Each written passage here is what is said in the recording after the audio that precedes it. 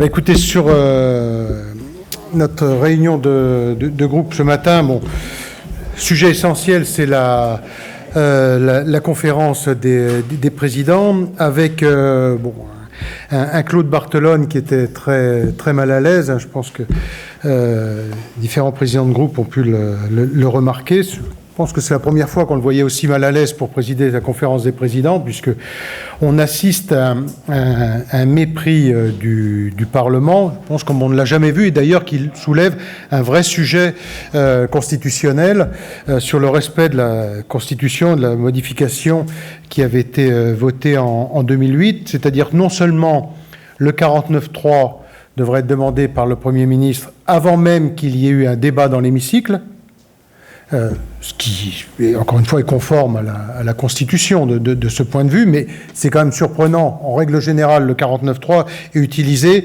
soit à la fin des débats, ce qui avait été le cas en première lecture, soit au milieu des débats lorsqu'un Premier ministre, quel qu'il soit, sent que il a des difficultés avec sa majorité.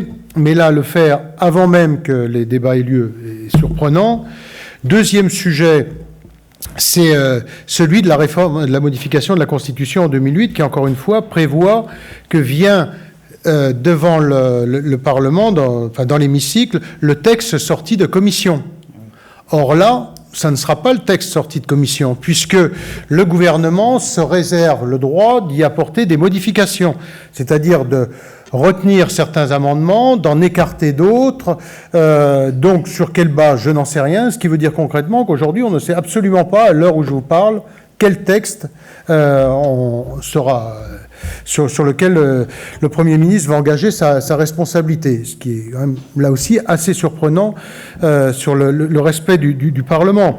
Et je ne vois pas, et c'est pour ça que Claude Barthelone était très mal à l'aise, parce qu'on est vraiment dans le mépris le plus absolu de nos institutions.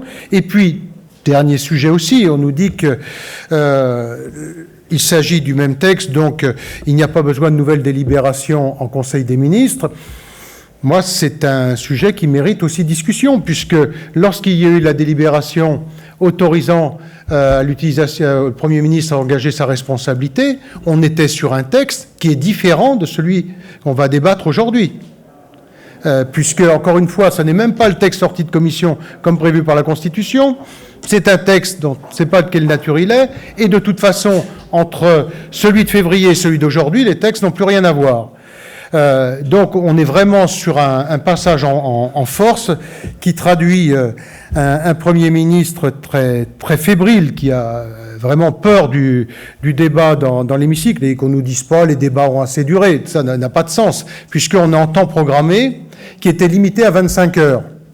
Donc tout le monde savait pertinemment la date de début, la date de fin des discussions, donc il n'y a pas de sujet là-dessus, c'était tout à fait possible de tenir les 25 heures, et de toute façon, on ne peut pas les dépasser. Donc il n'y avait aucun problème, aucun risque que le texte, comme j'ai pu l'entendre, s'enlise pendant des semaines au Parlement. Non, les 25 heures étaient actées de fait en conférence des présidents. Donc voilà tout ce qui suscite à la fois beaucoup de réactions et qui, de mon point de vue, au-delà des sujets de fond, justifie un recours devant le Conseil constitutionnel. La commission, elle se réunit à 14h15. Oui, ils vont passer en article 88. Ça, vous savez comment que ça va se passer. Voilà, François Braud va dire, vous avez vu les amendements, vous les avez vus, c'est bon, ils ont été étudiés, c'est terminé. C'est-à-dire, en article 88, il n'y aura pas de débat dessus. Et la commission va se réunir, et 1 heure après ou 2 heures après, le texte va arriver devant l'hémicycle, donc par définition, les députés n'en auront pas pris connaissance. Donc tout ça, encore une fois... Oui. Quand vous dites recours constitutionnel, c'est une fois le texte défini. Oui, bien sûr. On ne peut pas le faire avant. On peut pas le faire avant. Ça sera un élément qu'on peut faire dans notre session. Oui, on ne peut pas le faire avant. Tout à fait. Est-ce qu'il y a d'autres sujets? C'est bon? Vous aviez, oui. Il y a Nicolas Sarkozy qui est venu devant le groupe. Oui, on a bien sûr évoqué ça. On a reparlé aussi des élections de de dimanche dernier, puisque ça a été un bon dimanche. Hein, sur les partiels, partout, nos candidats républicains ont augmenté leur score par rapport à il y a un an, entre 5 et 27%, entre 5 et 30% d'augmentation de nos résultats, avec Clichy qui a failli tomber au premier tour.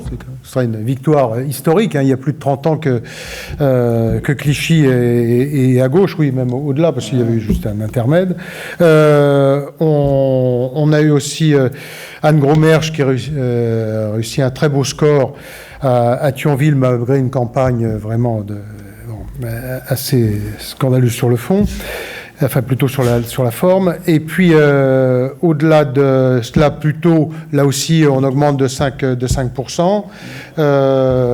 Manuel Aschliman également augmente, je ne sais plus, de 10 ou 15% ses résultats. Enfin, bon, résultats en nette progression partout pour nos candidats républicains. Et puis, un tassement du Front National partout. Et un effondrement de la gauche. Donc, c'était un bon dimanche. Oui, bonne séquence. Et de belles fêtes médiévales à Provins. Oui, c'est surtout ça. Oui, c'est ça. Oui, c'est surtout ça, oui, bien sûr. Oui. C'est bon ? Allez.